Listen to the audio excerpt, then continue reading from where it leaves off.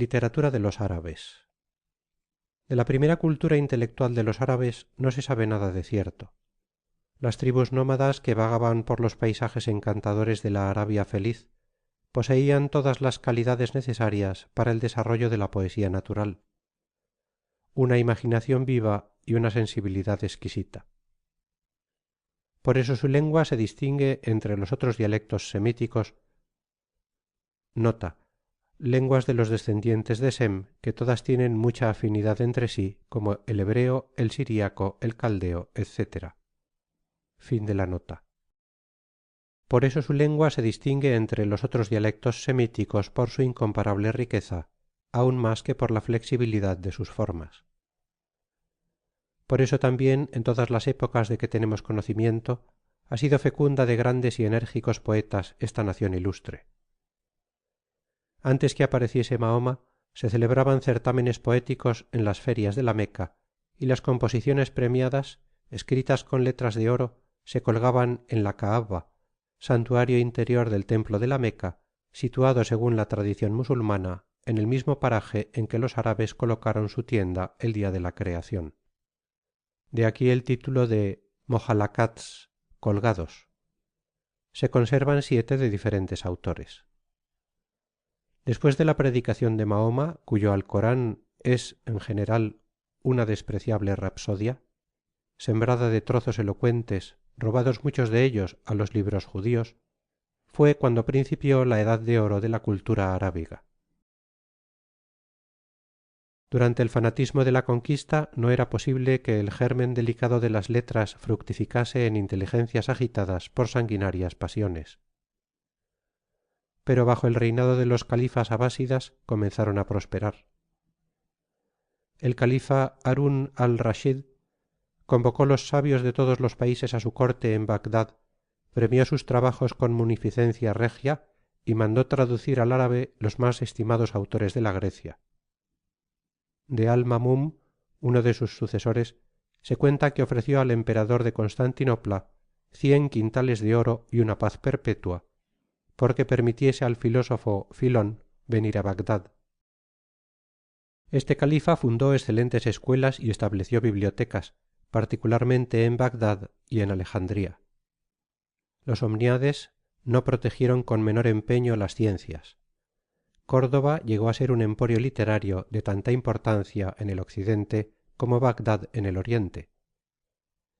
A principios del siglo X concurrían a aquella ciudad extranjeros de todas las naciones cristianas a estudiar las matemáticas y la medicina.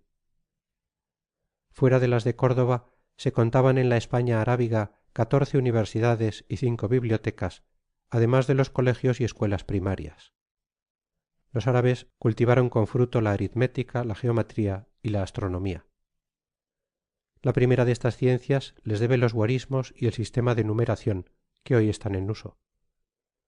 Ellos dieron más extensión a los cálculos algébricos y, sustituyendo los senos a las cuerdas, simplificaron las operaciones trigonométricas de los griegos.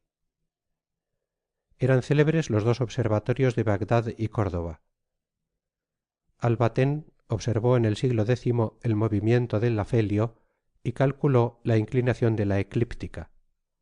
Los términos álgebra, almanac, azimut, cenit, nadir son de origen arábigo. Desde las primeras conquistas levantaron mapas de los países subyugados y merced a ellas enriquecieron con importantes descubrimientos la geografía. No les fue desconocida la óptica y, cultivando la alquimia, fundaron la química. Si por la prohibición de disecar los cadáveres no pudieron hacer gran progreso en la anatomía, en recompensa poseyeron vastos conocimientos en la terapéutica y la botánica. Prefirieron entre los filósofos griegos al Estagirita y enseñaron su doctrina en España, de donde se propagó a los otros países de Europa. Ellos fueron los fundadores del escolasticismo. Los árabes se dedicaron con ardor a la historia. Sus obras de este género, aun sin contar las que se han perdido, formarían ellas solas una interesante biblioteca.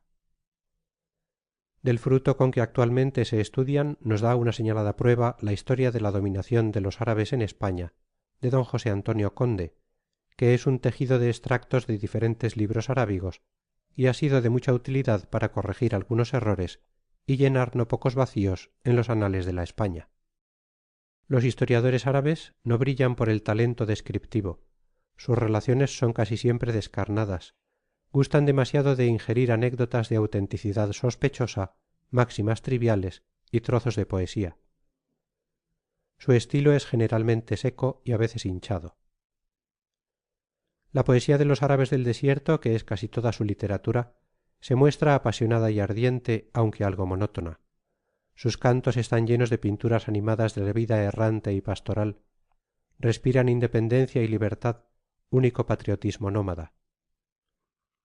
El amor, el orgullo, la venganza, estallan en acentos rápidos, sublimes, atroces.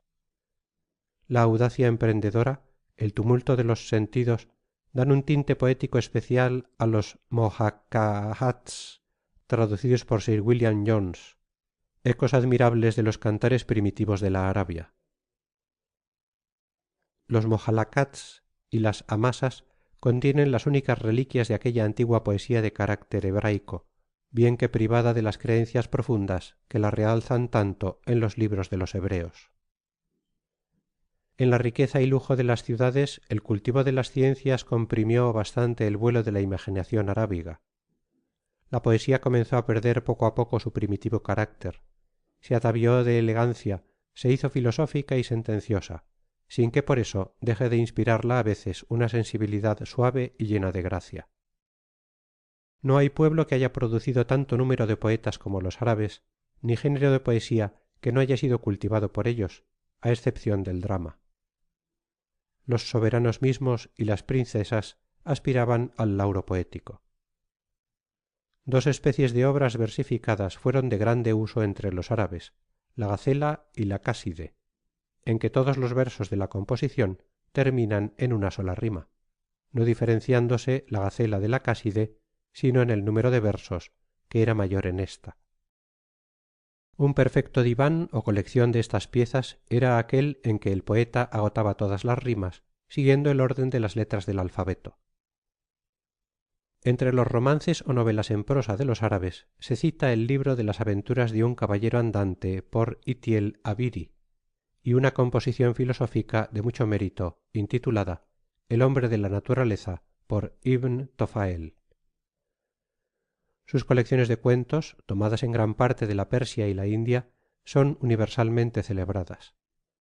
¿Quién no conoce las 1001 noches, traducidas al francés por Galland? No hay allí filosofía ni fin moral, pero qué fecundidad, qué variedad, qué interés, qué pintura fiel del carácter y las costumbres de los orientales, de sus ideas religiosas, de las atrevidas estratagemas de sus mujeres, de la hipocresía de sus dervises, monjes, de las prevaricaciones de sus cadís, alcaldes, de las bellaquerías de sus esclavos. Allí vemos en todo su esplendor la mitología de los genios y las encantadoras, que multiplica las riquezas y las fuerzas humanas y nos transporta a lo sobrenatural y lo imprevisto. Allí vemos también aquella delicadeza de sentimientos amorosos, aquel culto a la mujer, a un tiempo esclava y señora, que fue una de las facciones características del romance en la media edad europea y de la epopeya romántica, llevada a su perfección por los italianos. El asunto de las 1001 noches es divertir a un sultán refiriéndole una serie de cuentos para impedir que dé la muerte a una de sus mujeres que se los cuenta. Los 1001 días, traducidos por Petit Lacroix, comprenden otra larga serie de relaciones entretenidas, con las cuales se trata de probar a una princesa, preocupada contra los hombres, que los hay constantes y fieles. Se cree que una y otra colección han venido originalmente de Persia. La imaginación oriental, que resplandece en estos cuentos, se distingue fácilmente de la imaginación caballeresca europea.